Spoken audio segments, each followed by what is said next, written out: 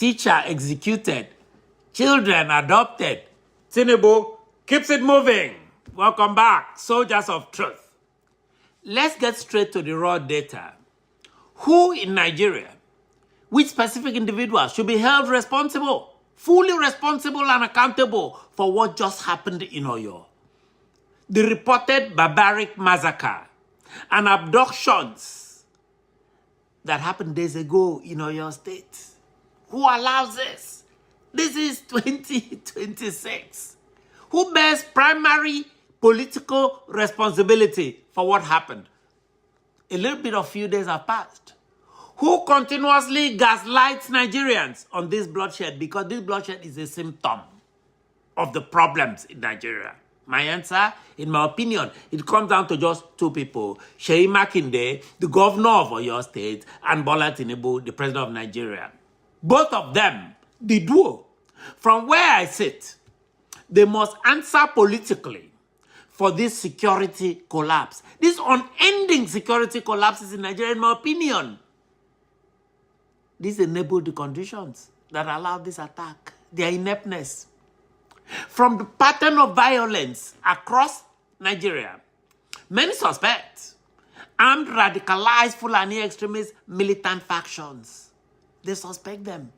Where the international media fixates itself almost exclusively on ISWAP, I and many American groups, many Christian American groups on ground firmly believe armed Fulani militant factions and extremist networks are carrying out a lot of slaughter against Christian farming communities across central Nigeria. And now, in my opinion, that violence has breached Oyo State. It has bled into Oyo State. This is not simple clash.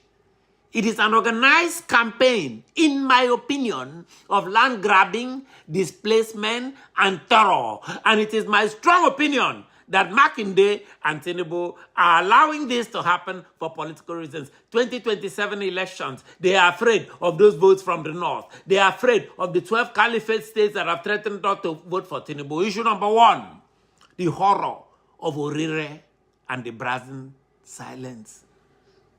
Armed terrorists invaded 3 schools in Orire, near Ogbomosho, where my former vice chancellor Emmanuel Yandele comes from, abducted teachers and pupils, and brutally executed Christian mathematics teacher Michael Oyedeku, reportedly. And yet, schools reopened the very next morning as if nothing happened. The Nigerian government said they will confirm the video of this thing. We're still waiting. Where is the Nigerian Union of Teachers? Where is the national shutdown? Where is Bola Tinubu? In Nigeria today, horror is normalized. And government just keeps it moving. Send everybody to Washington, D.C. to beg. Blood, we must remember, has no ethnicity. I want to give this warning this morning. This is the Ofion Okwa show. Issue 2, the absurd gaslighting from the infamous Nigerian Defense Headquarters. But wait, it gets funnier. You have to love Nigerian political theater. The moment panic gripped Ogbomosho, with parents frantically running into schools to snatch their children because of fresh terror fears, the Defense Headquarters stepped up the microphone. They stepped up to the microphone. Major General Michael Onoja actually stood up and said, and I quote him, quote, "Current intelligence does not support claims. It does not support claims of any established or structured terrorists based in the Southwest region. The incident in Oyo remains an isolated criminal act," unquote. Are you kidding me? Does this man think that Nigerians are children? You are like right in our faces, gaslighting the country. And, quote, "isolated criminal act involving the coordinated invasion of 3 separate schools and the brutal execution publicly of a teacher that was carried all over the world." My sources on the ground tell me a completely different story. These sources on the ground allege the existence of multiple armed camps spread in the Oyo area. But the military wants us to believe that they, the military, just performed, quote, a comprehensive clearance of Old Oyo National Park and everything is fine. It reminds me of the classic Nigerian governance style. When terrorists invade your house, the government doesn't buy ammunition for the soldiers, the Nigerian government. They buy English dictionaries. Tinubu buys English dictionaries. So his press secretary can look up bigger words. Onanuga can look up bigger words to strongly condemn the act verbally. Condemnation without action is just cowardice, wearing Babariga and Tinubu's notorious matching hats that he wears. That to me is cowardice.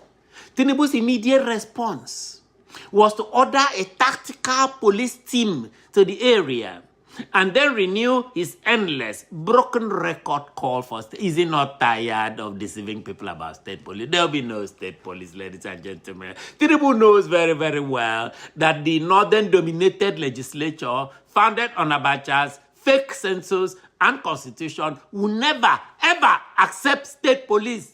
Please put this in your pipe and smoke.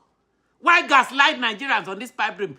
State police, state police, state police. He just wants to be elected in 2027. A man is executed by terrorists today, and your solution, Bola Tinubu, is to promise a committee that would create a bill, debate a bill, to create policy. Go to a Fabio in the Senate. You don't try. It's like a doctor looking at the patient bleeding out from a severed artery and saying to the patient, your artery is cut, but don't worry. I am renewing my calls for the hospital to purchase better bandages by 2028. The man is sick today. This is medicine after death. You cannot make this stuff up, ladies and gentlemen. Maybe the suddenly silent Sultan of Sokoto who ran away after Sokoto was bombed. Maybe you should have a committee to flush out Islamic terrorists from his caliphate. Nigerian leaders live in an alternate universe. You wonder, are they with us in this world? Are they in Nigeria, where violence is happening, where there's insecurity every day? Issue number 3, Makinde's surrender and the Sunday Igboho factor. And what about Governor Sheyi Makinde of Oyo State? I thought they said he was this new breed. After viewing the horrific footage of the teacher's execution, he publicly stated that Oyo State will not surrender to terror. But then he immediately followed it up by saying he's, quote, ready to listen to the demands of the abductor. He wants to listen to the demands of those militants? Wow! To secure the release of the remaining children. I mean, look at the contrast. Look at the contrast, ladies and gentlemen. Sunday Igboho, the well-known foremost Yoruba Nation activist who returned from exile and came out and claimed his organization has the manpower and local intelligence. That's what Igboho claimed. To flush these bandits out of the Southwest Forest immediately after Tinubu brought him back from Benin Republic. But Igboho's hands, he now says, oh, my hands are tied. Why? Because he was told, according to Igboho, he was told he must seek formal government approval and take permission from the Southwest governors before going into the bushes to defend unarmed citizens. Really? To defend unarmed citizens, even by United Nations Charter. Who told Sunday Igboho that? Certainly not the parents of the terrorized citizens in Oyo State. Not that headmaster, not the parents of the children in that school. Let me ask a question.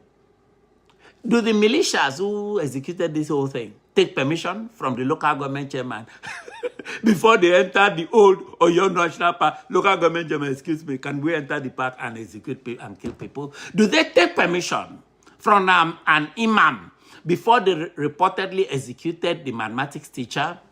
This is the ultimate Oyo dilemma. It's a national dilemma in Nigeria. The farmers and other people who want to defend the land are handcuffed by bureaucracy, by politics, while the murderous terrorists disguised in human form are given free rein in Nigerian national parks, in the nation in general. In my personal opinion, the Tinubu-led Nigerian state has become technically repressive. It's very perfect to go after his enemies. He knows what to do. But it is repressive against its own people. Effectively selling out the security right now of the Southwest for political convenience. This, brothers and sisters, is your Fion Akwa show. Let us know your thoughts. This is unbelievable.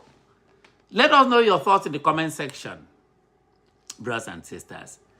What do you think? How long will these southern governors in Nigeria, like Sheyi Makinde, who makes a big noise about being a young generation, continue to listen to demands of terrorists?